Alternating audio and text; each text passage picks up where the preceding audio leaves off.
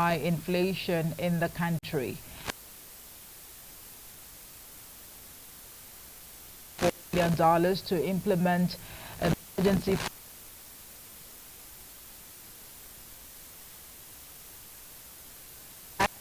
as about 70% crime in Nigeria. Details coming up shortly.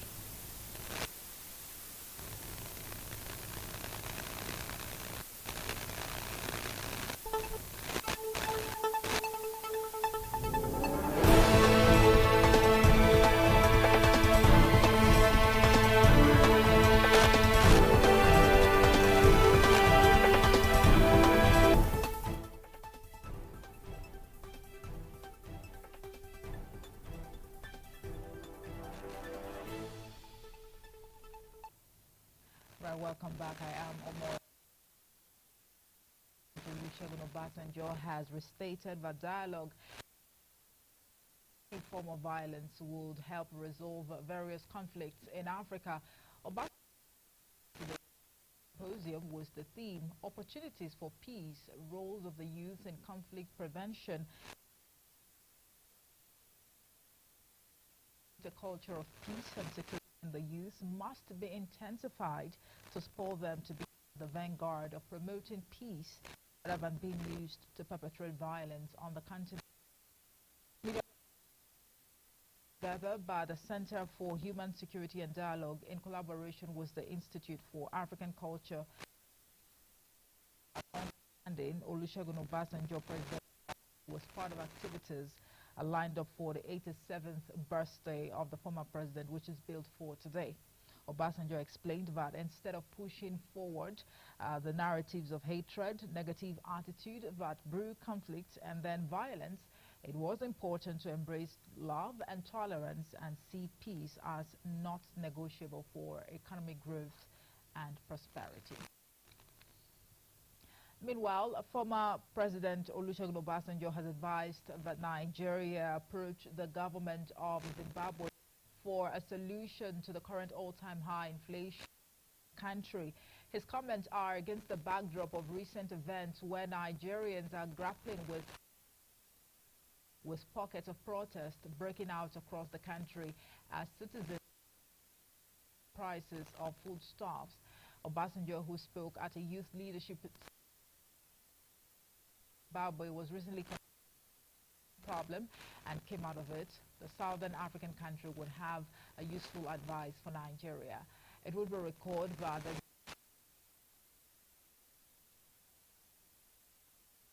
at 29.9%. In other news, the African Development Bank Board of Directors $100 for Nigeria to implement an emergency food production plan. AFDB President Akinwumi Adesina, who disclosed this interview with newsmen, said $1 billion economic and budget support loan processes in 28 states. Development came that has led to hunger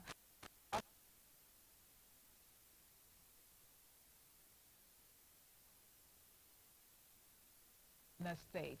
But Additional has assured us through this period, disclosing that a number of agric initiatives, 5 million rice for the country.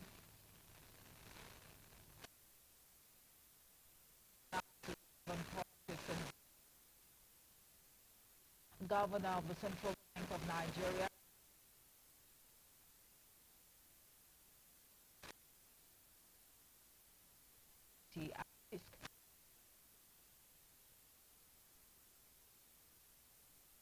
the planned nationwide strike over the hardship in the country, of the agreement it had with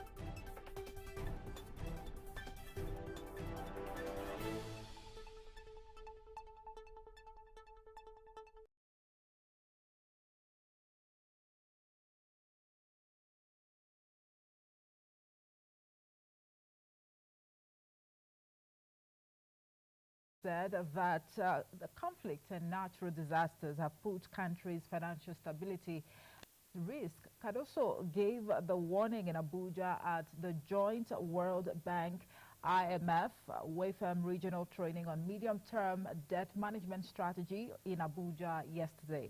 Represented by the Director of the Monetary Policy Department of the CBN, Dr. Mohammed Tumala, the Apex Bank boss said that recent events like the COVID-19 pandemic, geopolitical conflicts and natural disasters have put a strain on many countries' finances, making them more likely to seek loans from diverse sources.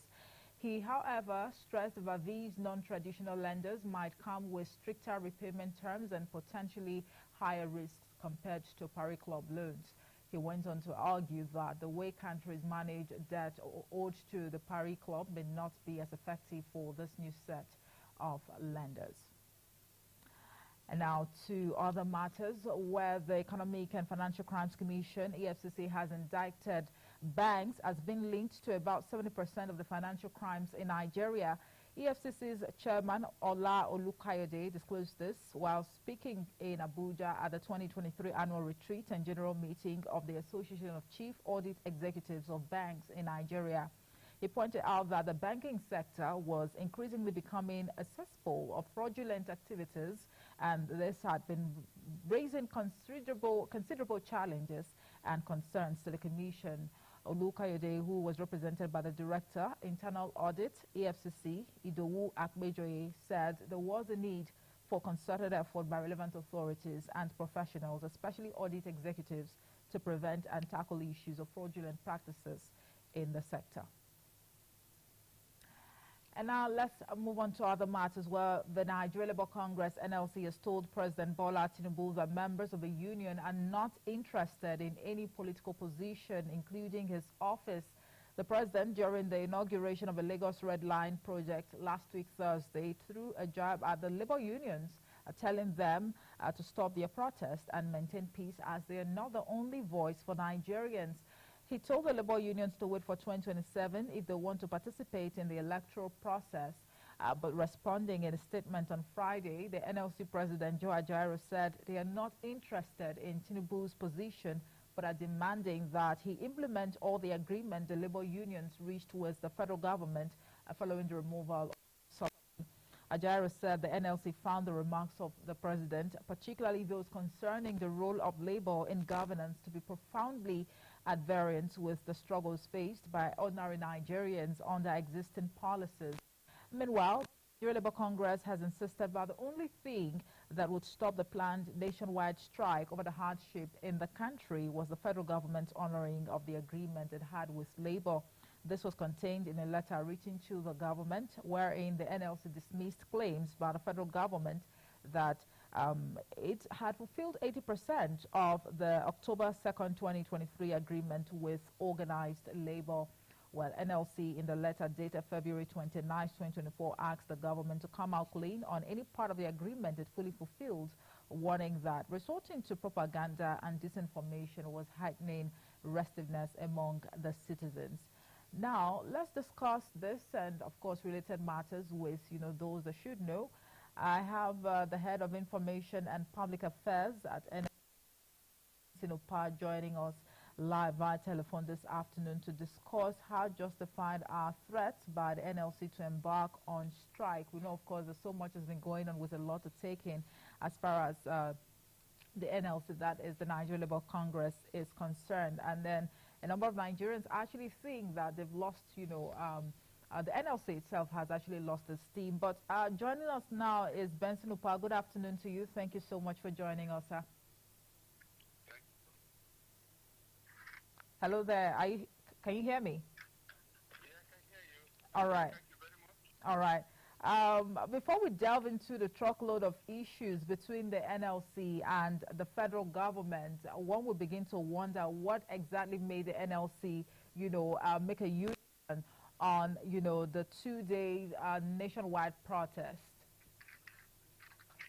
We didn't make a U-turn, as we explained in our statement and in our brief to the press. We had, or we were able to communicate with the authorities on the first day of the protest. We didn't see the need to be on the street the next day. So what we simply did was to have some kind of in-house activity from one state capital to the next, including we prepared with a press statement. So we didn't chicken out. But a number of Nigerians actually think, that the NLC shouldn't be trusted, in terms of matching words with action. Yes, and those Nigerians are entitled to their opinion. Some people wake up in the morning and say, God, what have I done to you? So if people can indict God so cruelly, who are we? Those Nigerians are entitled to their opinion, but I must also add that, that the space is open for them and to prove their work. If they believe NLC is not doing enough, and the space is there. The right, the right which NLC enjoys, and that right is available to every citizen of Nigeria. That is the right to peaceful protest. That's right. Right. We understand there are a truckload of issues, but one would begin to wonder, since we have you on the show, let's hear from the horse's mouth. Can you please, talk us through what the real issues are? We have gone over this again and again and again. We told you that on the 2nd of October 2023,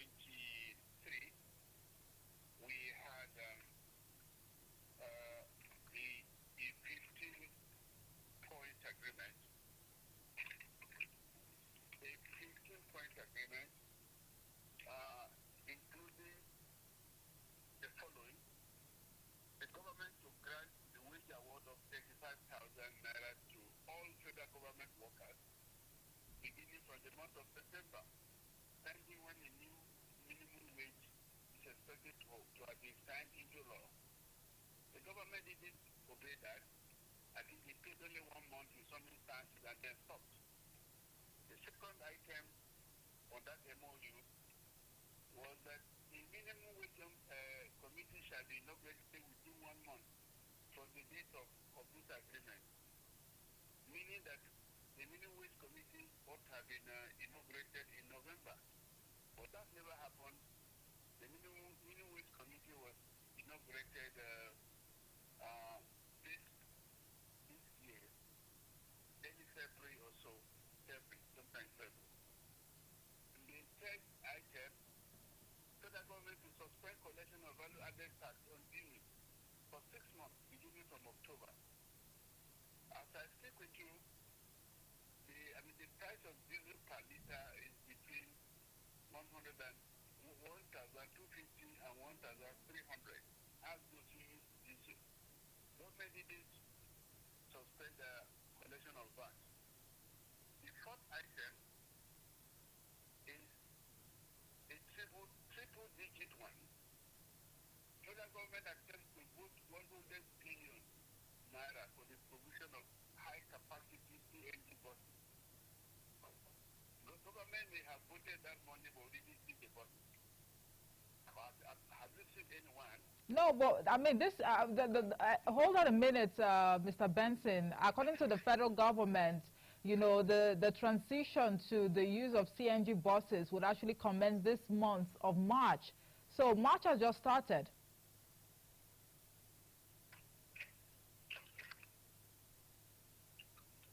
Are you there? I want to be patient. I'm with the document, and I'm reading from the document. I was part of this agreement, and I can speak to the letter and spirit of this document. So be patient. The second leg of item 4 is that provisions are also being made for initial 55,000 CNG conversion kits to kickstart an autogas conversion program while work is ongoing on state-of-the-art CNG stations nationwide. This is the second leg of it. Have you seen any government-inspired CNG conversion kit or station? Yes, there is one. There is one around Jabi here in Abuja. Yes, the transport.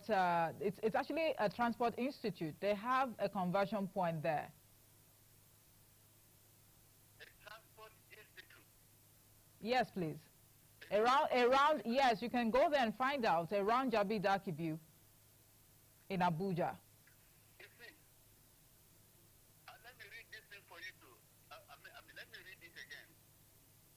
I said, the provisions are also being made for initial CNG conversion kit to kickstart an autogas conversion program while work is ongoing on state-of-the-art CNG stations nationwide. I think at the Transport Institute of Technology, as part of its mandate, has always operated a dual system if it comes to powering of automobiles. So I am not sure that institute we talk about benefited from what government said it was going to do. It's up to them to speak out, but I know where you are talking about. Well, let's not. Okay. On the way to Vision FM, at the corner to. That's right. So I know about that institute. I think somehow by providence I've been associated with that institute from time. So the third leg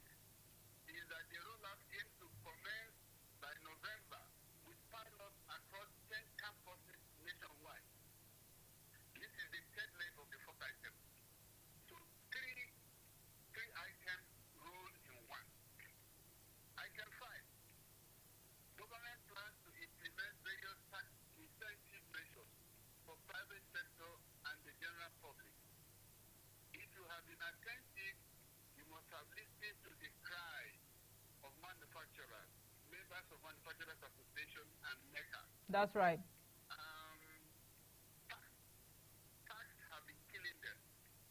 And for individuals, well, if you have been enjoying a tax incentive, it's up to you to say so. But for me, as a senior citizen, and still I've not seen any tax incentive to any individual. I just think as the leadership crisis rocking the road transport workers and road employers, I mean, it was resolved that the conflict will be dealt with in compliance with the body of our labor law and relevant ILO convention. Never happened. That never happened. Item 7. The issue of outstanding salaries and wages of tertiary institution workers in federal-owned educational institutions, government is being referred to the Minister of Labor for employment for further engagement. Well, at the end of that engagement, 4 months, they say 4 months will be paid, but those university-based unions, which are NASU, NAC, KANU, and ASU, say no. All right, Mr. Benson. I mean, time is not our friend, but I'm sorry. If you would let me, one would begin to wonder. I mean, what exactly is, what is on the table at the moment? What point is the NLC, as we speak, in terms of negotiation and preparedness for an industrial action should the federal government fail to meet, these demands that you've highlighted? When you ask the question, I reserve the right to answer those questions. That's right, sir. So if you are, listen to me. If you are going to ask the question, I have no time to respond to those questions. We can end this conversation. Okay? No pun intended, please. Listen to me. I do not want to lie on air. There are people who are listening to the conversation that we're having. And I'm going on I've been smartly going through the issues. And you're cutting it midstream. So now what does that mean? That am I right? That there are 15 items on an MOU. The government didn't attend to them. The government awarded them 90%. And you are sitting down here on your radio or your TV or whatever, and you are letting credence to this. So what do you think you're doing?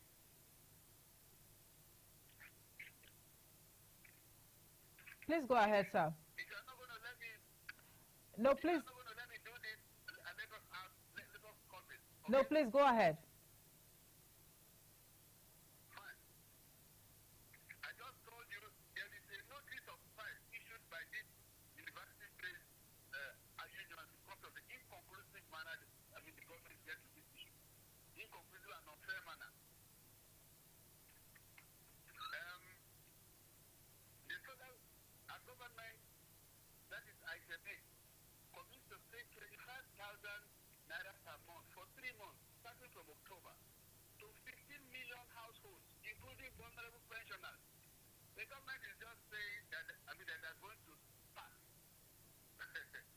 From October to now is how many months? Item 9. Government will increase its initiatives on subsidized distribution of fertilizer to farmers across the country. That never happened. Item 10. Government should urge the states through the National Economic Council and Governors Forum to implement wage awards for their workers. Similar consideration should also be given to local government and private sector workers. That never happened.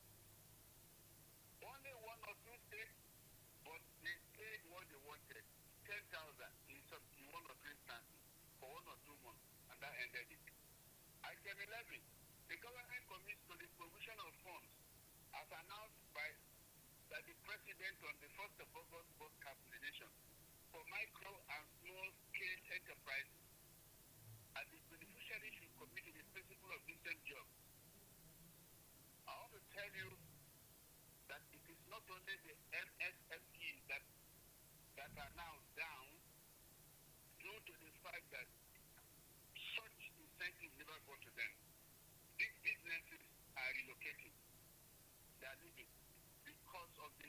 volatile operating environment, principally because of cost of production and high taxes. Item 12. A joint solicitation will be made to the refineries to ascertain their rehabilitation status. This was one of the lowest hanging fruits. Government didn't do anything about that until we went on air and complained. And about a week and a half ago, a visit was supposed to have been done, but the members of NLC were not satisfied with the representation of the government, and they didn't go on that trip. Item 13. All parties commit to henceforth abide by the dictates of social dialogue in all our future engagements. I want to tell you that one of the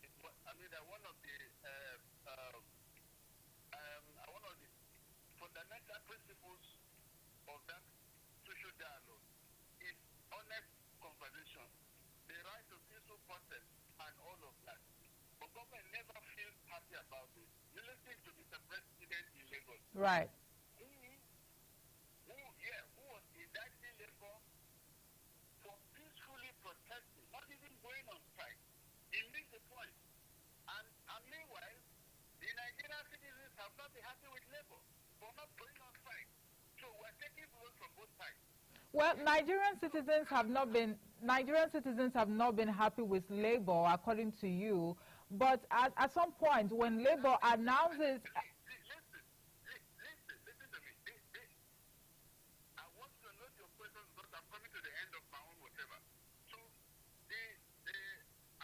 we're aware of the fact that Nigerian citizens wanted strike and not protest. But in our wisdom and in our naive belief that government was going to be honorable, we said no. We said government should be given a chance to fulfill the promises it made. But on 2 or 3 occasions now, our government proved that it could not be relied upon. Okay? Our first MOU was on the 5th of June, 2023. Nobody didn't think about that. It led to protest and a one-day strike action. Okay? Then the MOU of 2nd of October. Government also betrayed that. It acted in breach. But let me round up by saying that NLC and TUC accept to suspend for 30 days the planned indefinite nationwide strike action to begin on Tuesday, 3rd of October. NLC and TUC kept their part of the bargain. They didn't go on that indefinite strike action.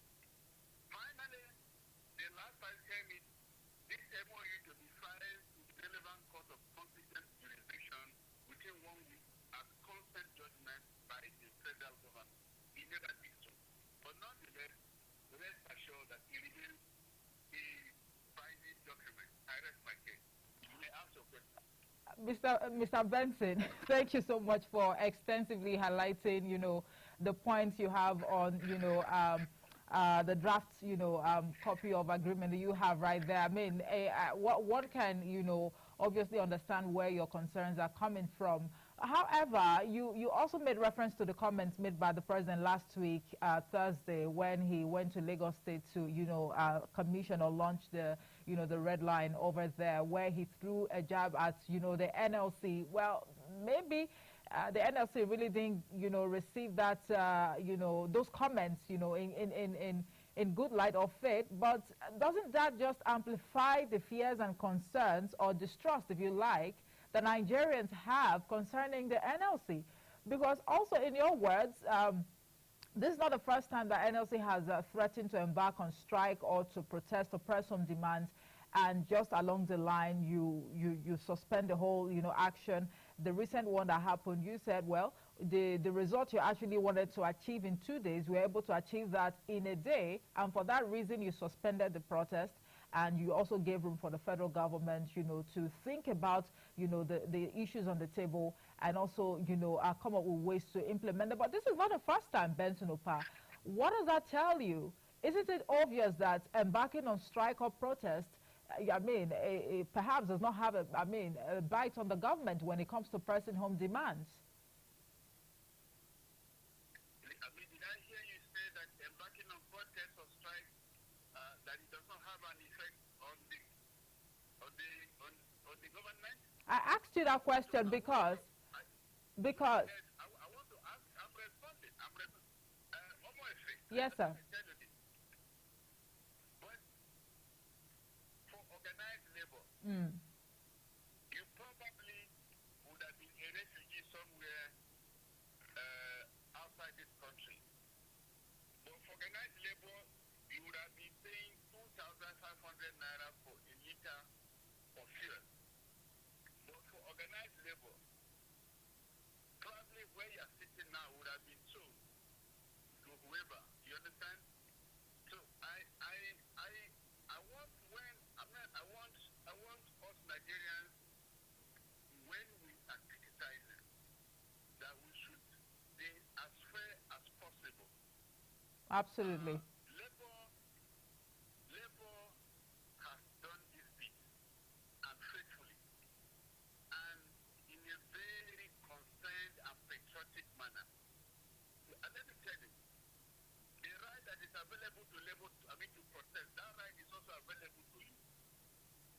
When the citizens of the Western world, UK, France, name them, US, yeah, when they spilled onto the street against the high cost of energy, it was not the labor associations that led them. It was they themselves who felt shortchanged. So that right is available to you. If you believe that labor is not doing enough, my friend, organize your household or organize yourself and move to the street. You understand? See, let me tell you, labor. There are core labor issues available to us. There are socio-economic issues which we take upon ourselves, to act upon. You understand? So those socio-economic issues, they are primarily yours. So go there and show your worth. Even here in Kenya, close by here in Africa, the citizens of Kenya spilled onto the street and compelled the sitting president, Mr. Ruto, and he reversed some of the fundamentalist market policies. So why don't you Nigerians go out to the street and show your model? I put that to you. Mr. Benson, well, indeed, almost everyone, if not everyone, is already feeling, the brunt and also grappling with the economic hardship on ground at the moment. One would say that no one is left out. But, should the federal government not meet up with these demands? Because the federal government has come out to say that, no, it has been able to, fulfill 80% of the promises, and then Labour is saying otherwise. But we're not going to make a storm in a teacup over that today. The question now would be, should the federal government not meet up with these demands?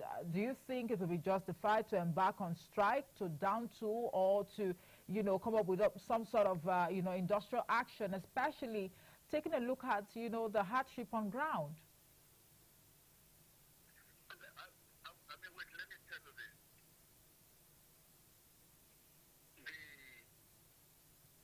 The protests do not induce hardship. It is the policies of the government, notably the unfair removal of fuel subsidy and the massive devaluation of the naira, the terrible taxes, and a commitment or an irreversible commitment to these horrible policies that are killing us. You understand? It is not the protest. The protests are a continuation of our conversation. I keep explaining that protests are by and large conversations held with megaphones. Okay? Now, nothing more. But let us also explain this, that there is a difference between a protest and a strike action. A protest action, and literally